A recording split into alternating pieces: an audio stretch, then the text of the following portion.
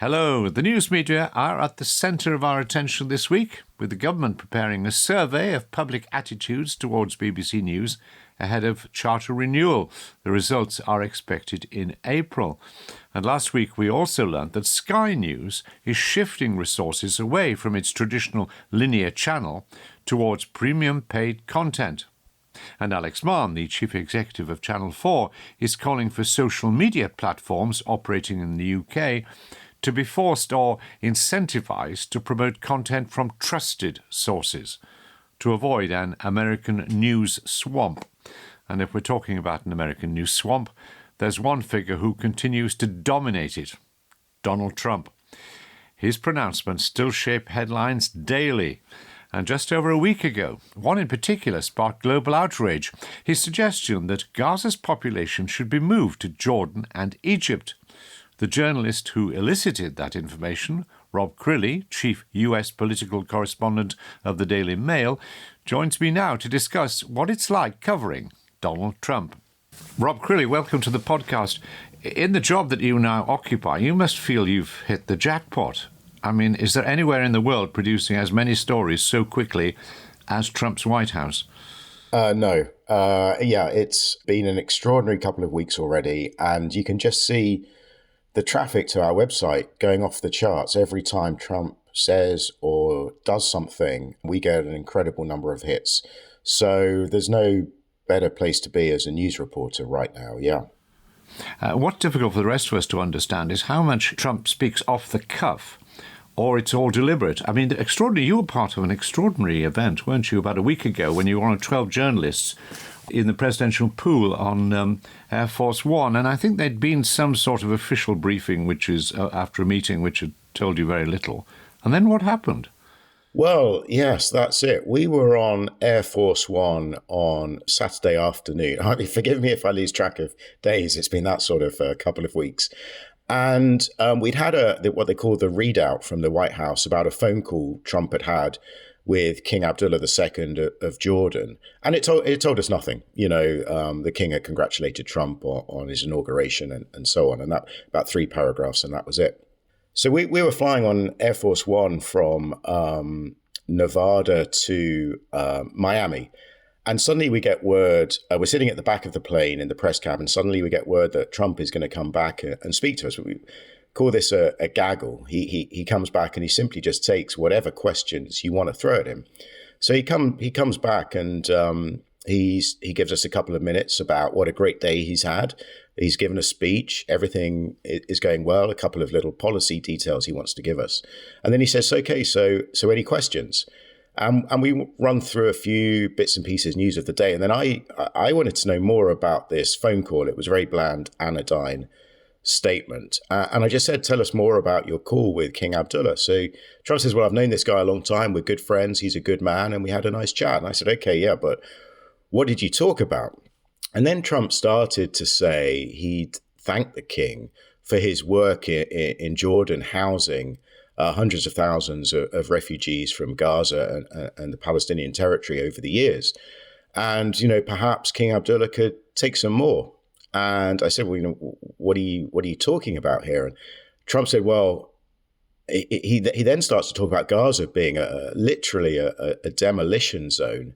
And that in order to rebuild, you're simply going to have to move all these people out. And he starts talking about 1.5, 2 million people. And I'm sort of saying, well, you're talking temporarily, permanently? And he says, well, this could be long term.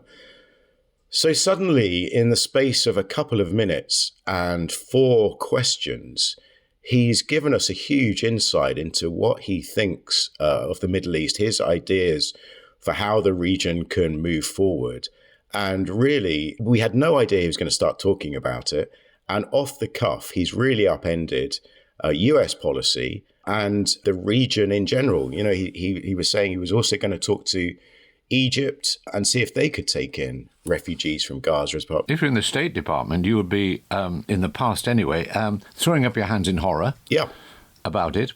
Wondering what's the policy, has it been thought through?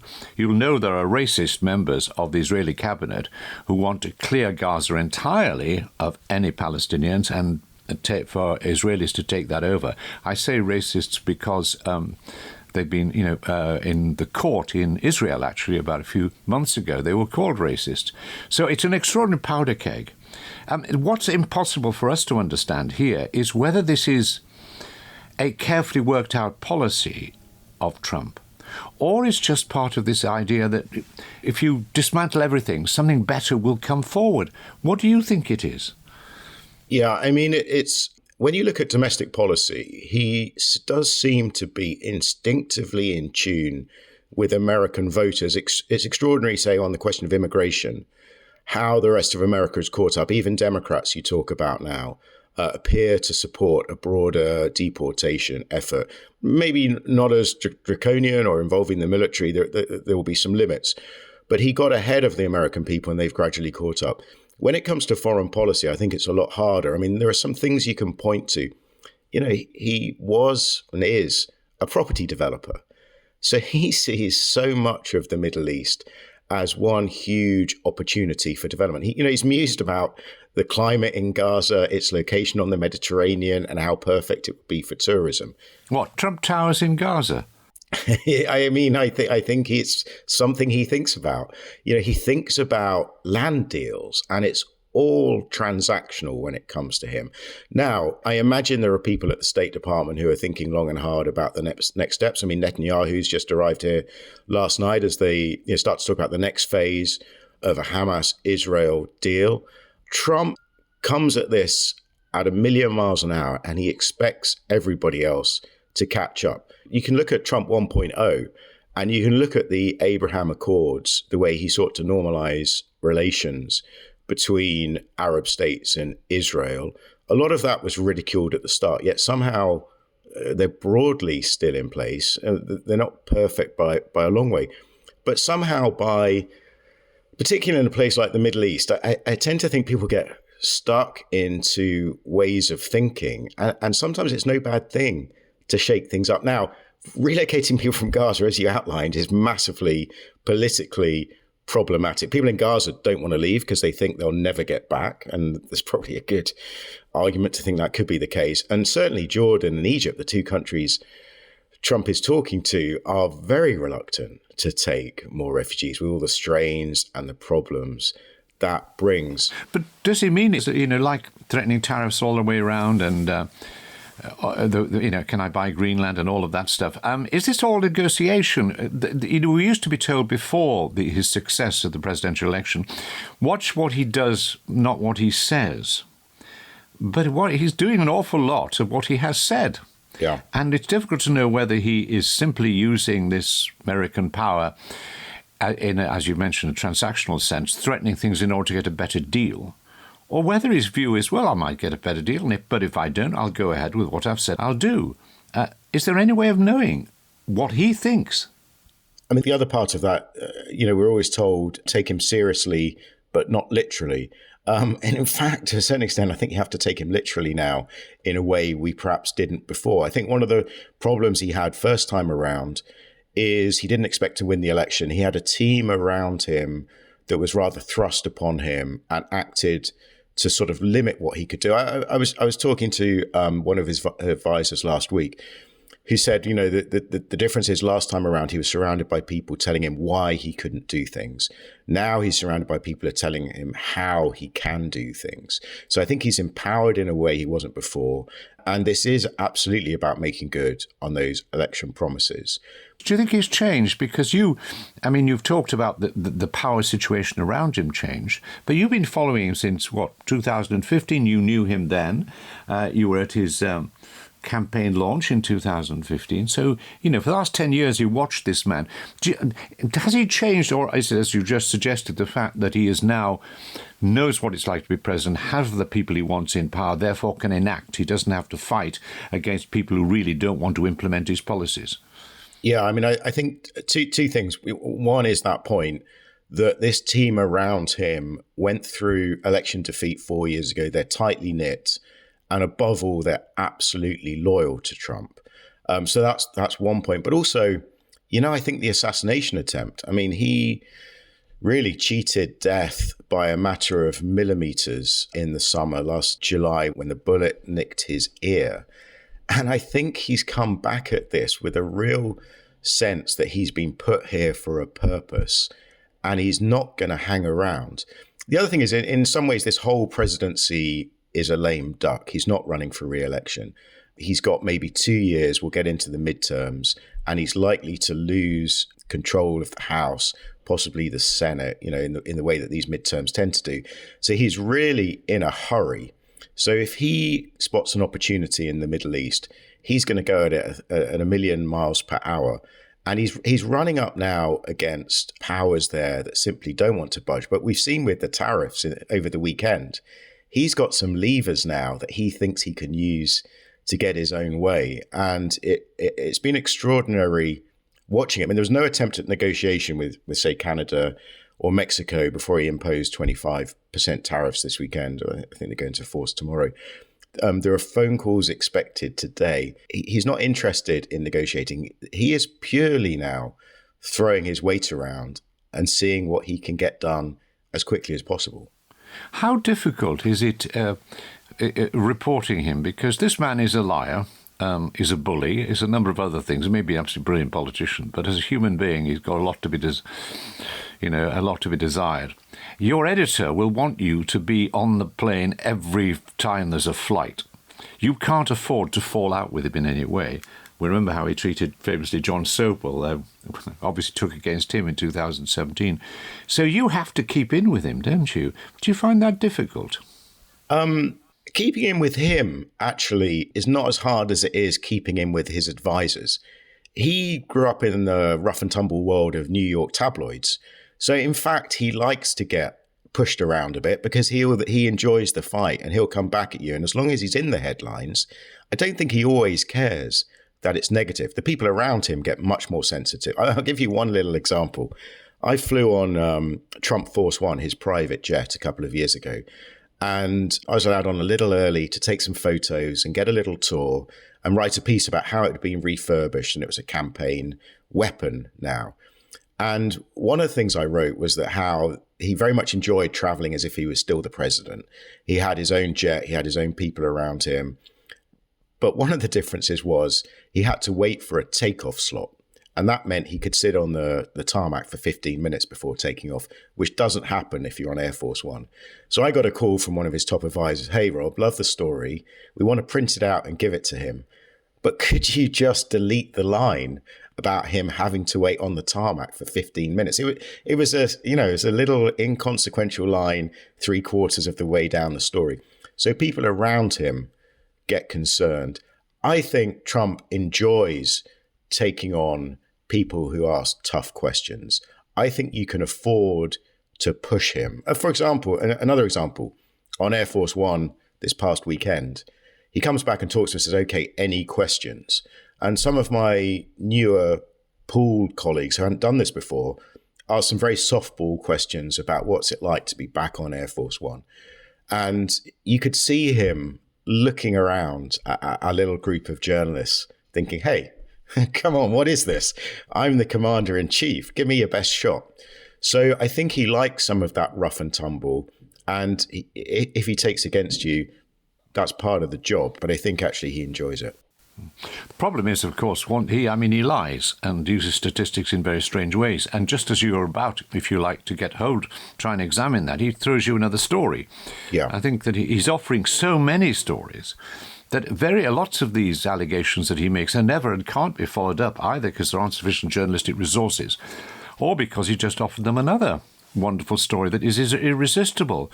So he's a brilliant producer, isn't he? Do you ever feel manipulated? Do you ever feel, hold on a second, I would like to really examine that statement, but on the other hand, he's just given me this story I know that the Mail will love. Yeah. Do you think you're being manipulated? Well, you're always being manipulated by politicians, but is he the best manipulator you've ever met? Yeah, I mean, I've never met anybody with just his pure political instincts combined with his understanding of how the media works.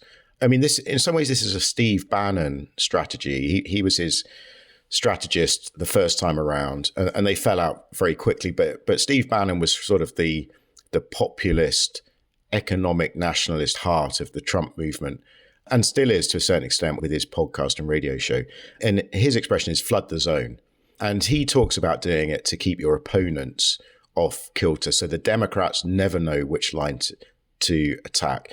But actually it goes for the media as well. And one example would be Caroline Leavitt, press secretary, in her first briefing throws out this line about USAID spending $50 million a year on condoms for Gaza. And I've covered USAID, I've covered a lot of international development, and it immediately didn't ring true because, I mean, USAID is buying condoms in bulk. $50 million is billions. And so it just didn't ring true. But everybody picked that story up. On the Mail website, it did extraordinary traffic.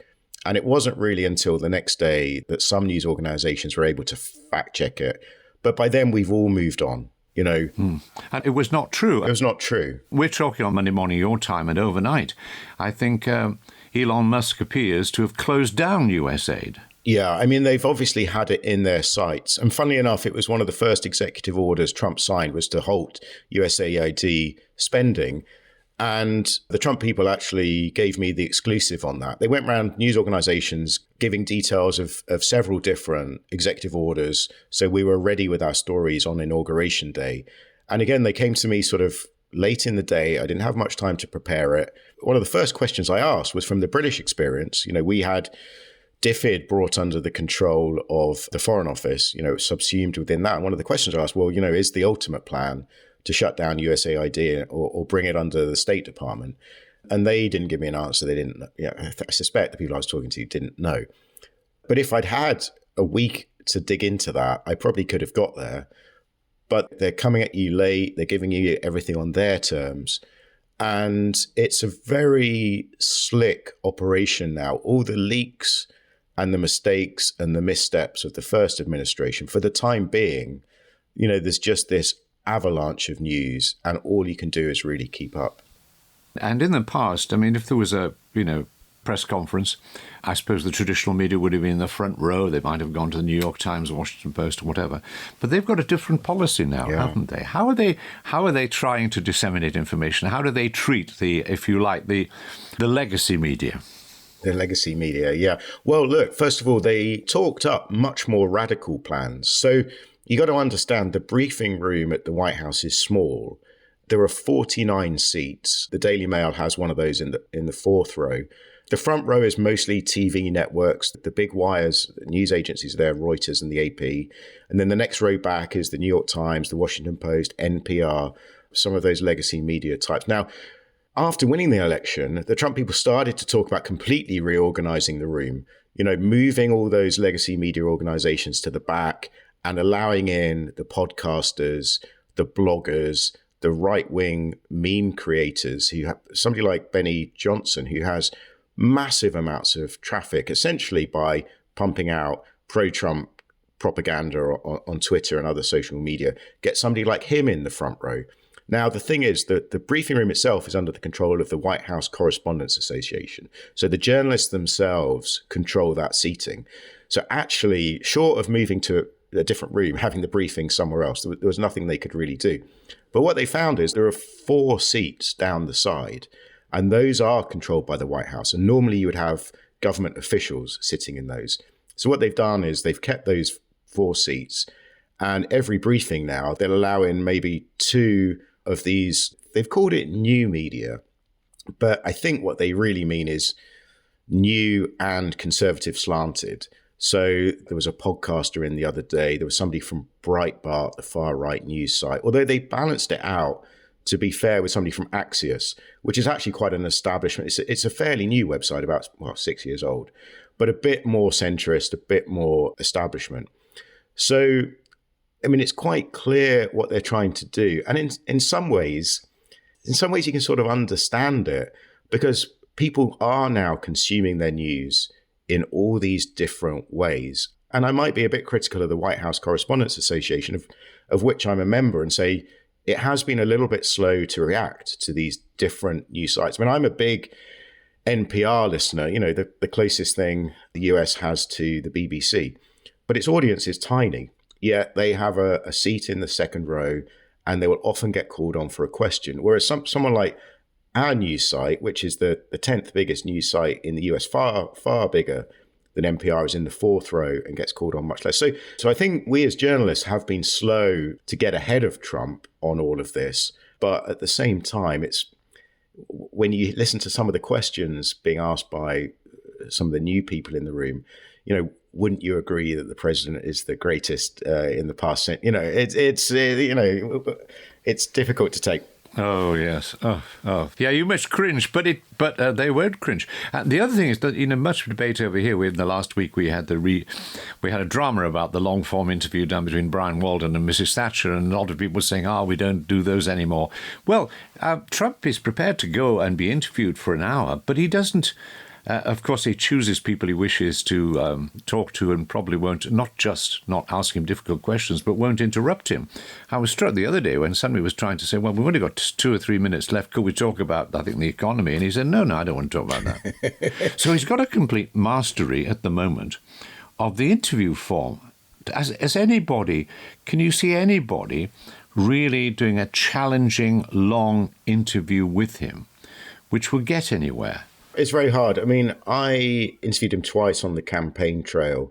The first time I was given 7 minutes, and then the second time we managed to negotiate 30 minutes. And you know what? I was slightly reluctant to interview him at all, because it's like standing in front of a freight train. And, once he gets going, he's hard to stop. I just mentioned Axios, one of their reporters, Jonathan Swan, he's since left and gone to the New York Times. There's a good example of him in Trump's first presidency, actually holding him to account and coming in with all the statistics, ready to challenge him. And you could see Trump was shocked at being challenged. So going back to when Trump launched where are we now, like almost 10 years on from him launching his campaign, I can only really think of that one time he was really challenged. Now, in some ways, Trump is a master communicator, because what he will do is he will hammer his point. He will make the same point 5 times. So if you're watching the interview, it sticks in your mind. You know the message he's come with. But when he starts rambling and repeating all his talking points, he's very, very hard to stop. Of course, in these circumstances, journalists are dependent upon there being a powerful opposition who they can, quote, go to. Well, Trump says this, what about the other? Who will challenge? Okay, we're only 2 weeks. It's very early on. From this side of the water, what's extraordinary is the absence of the opposition. Is this normal, do you think, that after sort of a defeat like the Democrats have just suffered in the presidential election and so on, they need time to regroup? But or is it the fact that he's issuing so many stories that Democrats aren't keeping up? But that strikes me as strange, this silence from what you would think would be the opposition. In the Senate and elsewhere, there doesn't appear to be any virtually no Republican opposition, so it depends almost entirely on the Democrats. Where are they? Yeah, they're nowhere. I mean, I think they made a huge strategic mistake last year trying to stick with Joe Biden. So he's the figurehead of your party, and then you realize he's not the guy, and then you move quickly on to someone else who loses the election. So at a stroke, the 2 obvious leaders are gone. They have just elected a new chairman of the Democratic National Committee, who effectively is the leader of the party. But really, you should be looking at somebody in the Senate or someone in the House around whom people can coalesce. And there's no one. They really haven't brought through the talent, the big hitters, promoted them. So there's a lack of names, first of all. They're still reeling from the shock of defeat. And then I think, thirdly, the major problem is the nature of the defeat, which was not just losing the presidential election, but losing, it feels like at the moment, the entire culture war. And they simply don't know how to respond. They've been taken by surprise at the way immigration gripped voters. But also, I think the Democratic Party sort of staked a lot of what it was doing on a form of identity politics. They lost their blue-collar support. They went down the road of making it about cultural issues. All my Democratic friends would tell you things like, well, I'm a fiscal conservative and a social liberal. And that was where the leadership of the party was. But that's why they lost miners in Pennsylvania, working class voters in Ohio. The coalition that had sustained the Democratic Party broke down, and Trump, extraordinarily, has forged this new coalition. And I think the Democratic Party, not only are they bereft of names and leaders, but I think they're bereft of ideas at the moment. And that's why you're not seeing much from them. In the end, of course, people always say governments fail rather than opposition succeed, don't they? And Trump has a coalition. I mean, I always think it's rather amusing when the opposition to immigration, when you look at the leading figures, not including Elon Musk, who are immigrants and themselves, and also who are very keen to, they're opposed to state, want to reduce the state, but Musk is dependent upon heavy defense contracts. Musk is also dependent on a very strong relationship with China, giving what he needs and so on. So there's this paradox. And when there was discussion about ending all immigration, I mean, a number of people from Silicon Valley said, well, yes, hold on, but we want the best talent here as well. So are there any signs of Trump's coalition fragmenting? Yeah. I mean, and actually that's been one of the stories of the past week. Steve Bannon, who underpinned a lot of the economic nationalism and populism of the first term, he's now sort of on the outside. But he's using his podcast and his radio presence to rail against Elon Musk. And that's the divide. It is this new sort of tech elite that Trump has brought in with their libertarian Silicon Valley ideas, who are dependent on legal immigration, bringing in highly skilled tech workers. And Steve Bannon has been leading the charge against that. And when Trump has been forced to choose, he's come down on the side of Elon Musk. It's still unresolved where that goes. And Trump was asked about legal immigration the other day and whether he wanted to bring that down as well. And he sort of slightly fudged it. But I think that could be sort of the defining divide of the next year or two, and could be where, I mean, the other thing with Elon Musk is he's a huge personality and he's driving the news today with this apparent shutdown of USAID. And so there's a danger, first of all, that Trump gets annoyed with Elon Musk getting the credit, I think it's credit, or the notoriety, or certainly the headlines. But there is also, Trump faces this choice about whether he sticks with this idea of protecting American workers and whether he sides with Elon Musk longer term, I think. When you stand back from all of this, I mean, it must be amazingly exciting, of course, as a journalist. As a, how do I put it, human being, though, are you troubled by the way in which America has fallen for somebody who, in moral terms, I don't want to be self-righteous, but a person who has no trouble lying? I mean, not the example you would think you want to show American children as they're growing up, the figure of the president as someone to respect for that, what they are as a human being, rather than how effective they are. Are you troubled by what's happening? I mean, I go back to, funnily enough, something I reflect quite a lot on, something an editor said in conference years ago when I was working for the Glasgow Herald, and somebody had proposed a story, and I can't remember what it was, but the editor said, well, that might be what he said, but is it true? In the media, we just moved so far on from that it doesn't kind of matter anymore whether people are telling the truth, because it's going to get reported. In the old days, I might just ignore a story that I didn't believe. And now, if you don't report it, someone else will. It'll be out on social media. And so I reflect on where we are in journalism, how we have sort of, in a way, created the conditions where somebody like this can prosper. That's one thought. Secondly, you may have seen Trump in the briefing room last week giving us an update on the appalling air crash outside Reagan Airport. Yeah.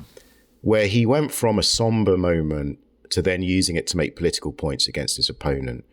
And he used an expletive as he attacked a former Democratic transportation secretary. And that was one of those moments where you thought, this is not how I expect an American president to behave. So, I think he's an extraordinary political operator and communicator. He doesn't act in the way you imagine American presidents to act, but what I would also say when I reflect on this is under President Biden, the US was supplying weapons to Israel that were responsible for tens of thousands of deaths in Gaza. And there's an element in which Trump strips away the hypocrisy, and there's an honesty there which shows American power in all its brutal truth. Whereas under President Joe Biden, he spoke in the way I expected him to speak, yet abandoned the people of Afghanistan to a truly brutal future. So yeah, I mean, I go backwards and forwards, but I think it raises all sorts of fascinating questions that we as journalists just thrive on. So Rob, you've known him for a long time and you've been very close to him. Do you actually like Donald Trump? He's extraordinarily personable, and maybe it comes from his background as a property mogul, and he's essentially a salesman, but he sort of knows how to put people at their ease. You know, you sit down and interview him, and usually the first thing he says is, "Oh, can I get you a Diet Coke?" Diet Coke being his thing. And at the end, he'll say, "Oh, did you get everything you need?" He sort of understands what you're after. But he's also in sort of private, he's rather warm and comes across as having a sense of humour that you don't always see in public. And yet he's a man intent at the same time as on revenge. If you're within his circle, I suspect, as you said, it's rather enjoyable, he's likeable, but if you've crossed him, he remembers. Yeah, I mean, it was actually interesting watching his relationship with Keir Starmer this past week or so. Trump's circle here have been very critical of the British government, the new Labour government. But actually, Trump spoke warmly when we asked him on the plane about the relationship. And he's very transactional. He won't forget. But if you apologise and make clear you're ready to do a deal with him, he will forget and move on in order to get what he wants.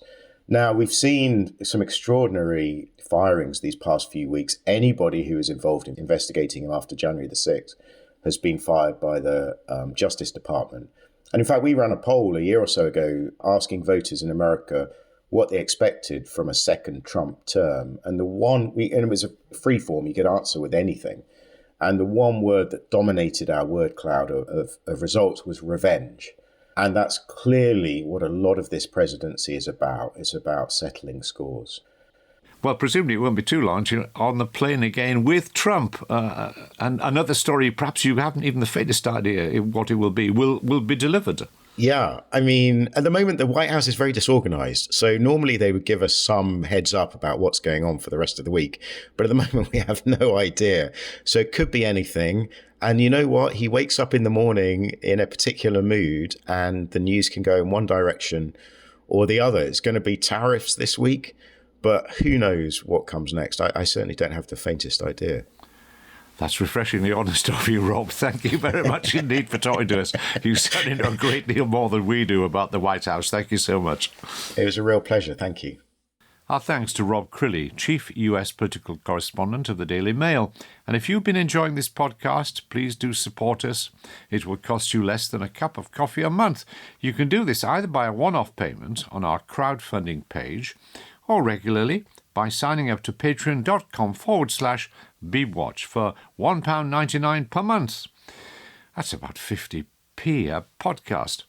By signing up to Patreon, this will also entitle you to my weekly blog, which gives my take on the week's interview. The link to this and our crowdfunding page can be found in the description of this programme. And that's it for this week. As you probably know, this podcast is presented by me, Roger Bolton, and it's produced by Kate Dixon. The sound is by Dave Kitto, and special thanks to Quinn Genty. It's a Good Egg production. Until next week, goodbye.